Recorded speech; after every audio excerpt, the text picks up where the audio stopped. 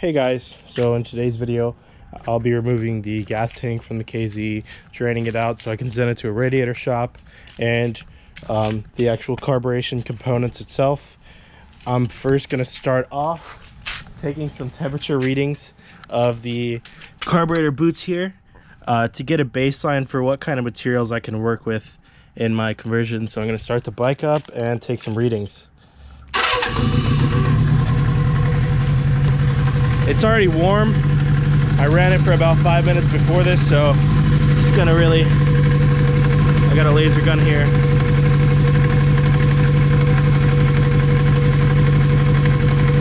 Outside temp of only about 110-ish, it looks like 114.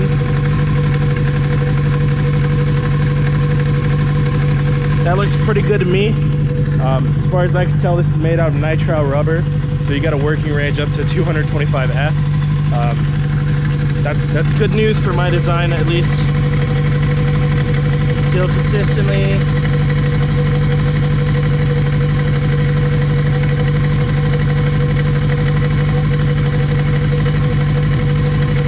The actual interface to the engine there, the outside of the cast block there, isn't getting hot at all either. It's about 100 F, so that's good news for us.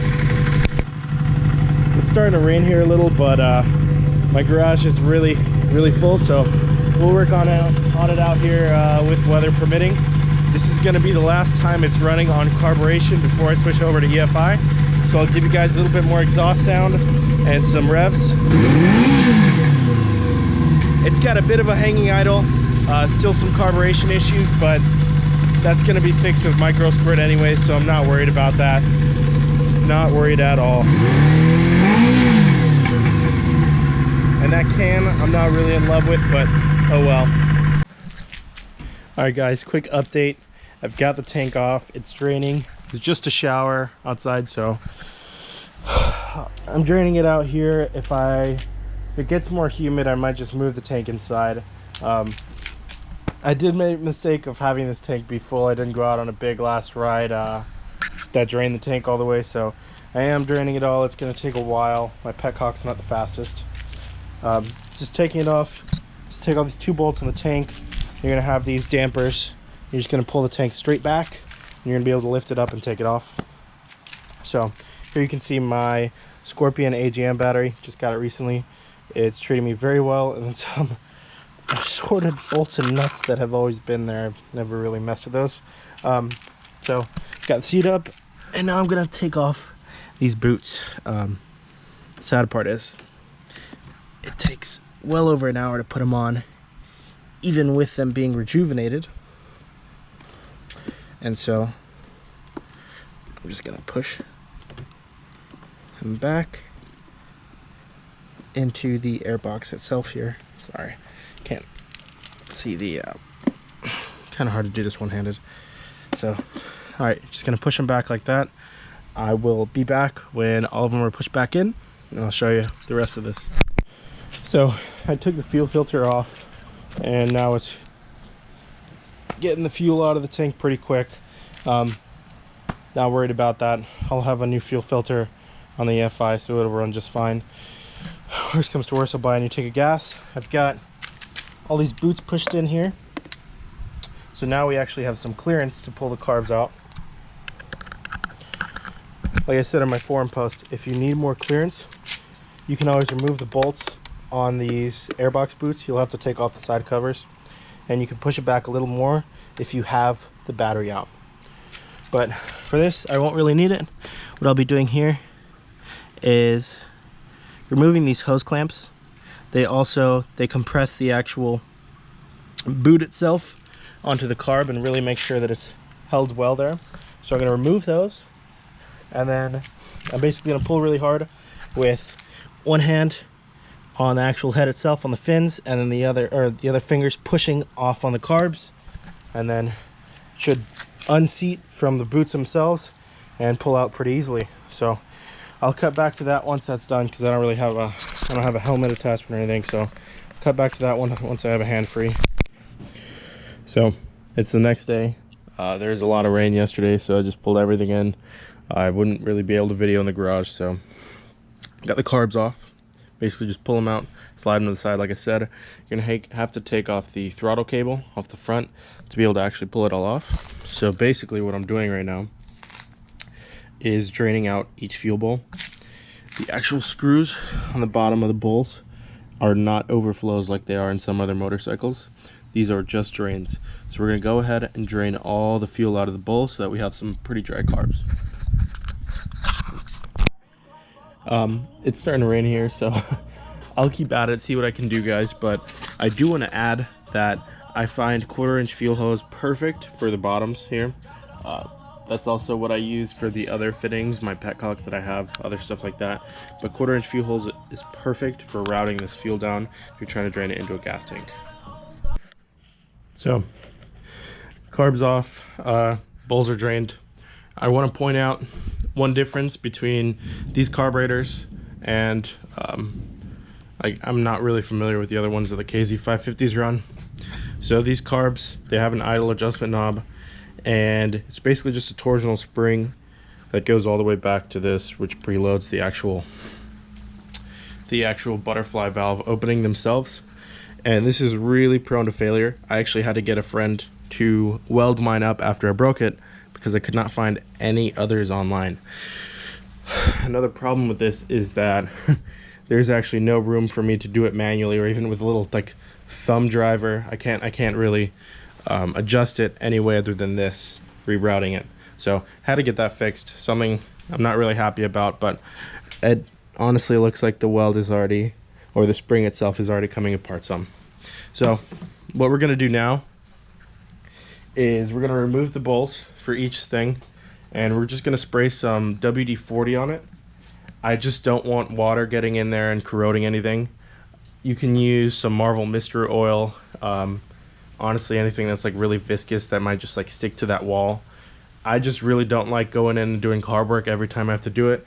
If I ever use these again, I'll probably just pop in, take the WD-40 off, and be ready to go. WD-40 was actually made to displace water. It's not actually oil, but it's water displacement 40. So I'm going to use it for its purpose, and I'm going to make sure that this doesn't really get any water in it, doesn't get any corrosion, any weird stuff in these bowls. So just went through, WD-40'd some, got out any excess, did it on the bowl too. Really just want to make sure that if I ever use these again, I can just go back, spray it with some carb cleaner, and have it ready to go. Hey guys, so the carbs are ready to be stored now. Again, you don't have to follow what I did. I basically just want to be able to like spray it out with carb cleaner and get it all ready to go. But some of the times that I've left it sitting without running, it's just totally fine. Just spray down with carb cleaner. Other times, I had to go through with like a brass brush, brass wire wheel, and get out some like weird deposits, I guess. But these are ready to go now. As you can see, it is pretty clear outside, but it is thundering, so we'll see how much time we got. I covered up the actual openings to the heads with nitrile gloves for now. I'm going to take off these airbox boots because I need those for my design, and I'm actually going to fill those in with shop towels for the time being. And after that, this bike won't be coming outside. I don't want any of the cylinder head, anything like that, to be exposed to air. And then today we're going to be taking off the actual timing cover. It should be just these two JIS fasteners, but from the looks of it, they look like they've already been kind of rounded off, so we'll see if I encounter any trouble there. I'll get back to you guys when I got it off. So it's a few hours later. You know, Florida has its afternoon thunderstorm, so I had to go inside. I took off the timing cover itself. It was just two JIS fasteners. They're in really good shape, actually.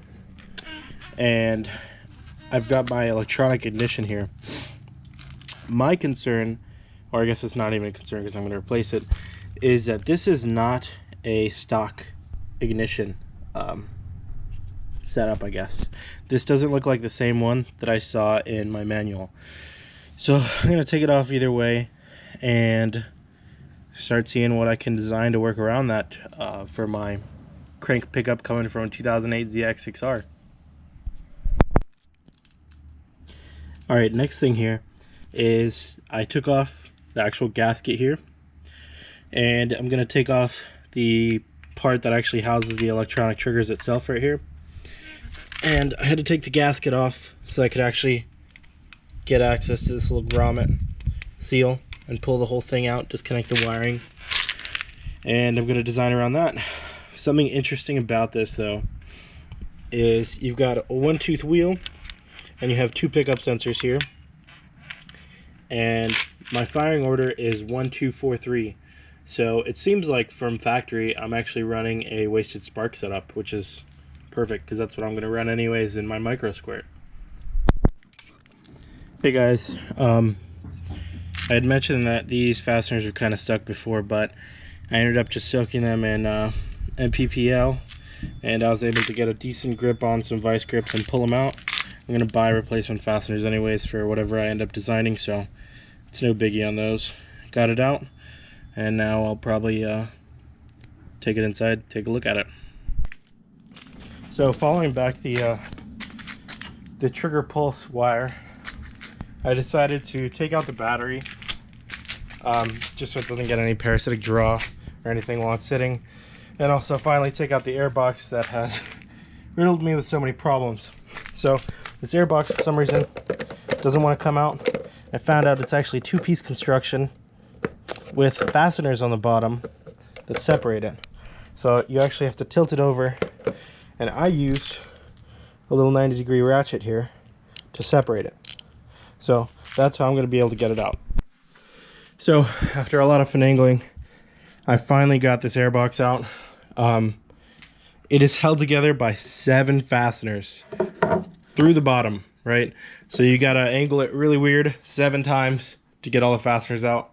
Whoever designed this at Kawasaki back in the day did not think that through. There's no other way for me to pull it out without really maybe messing with some wires or anything like that. So here's the 7 fasteners.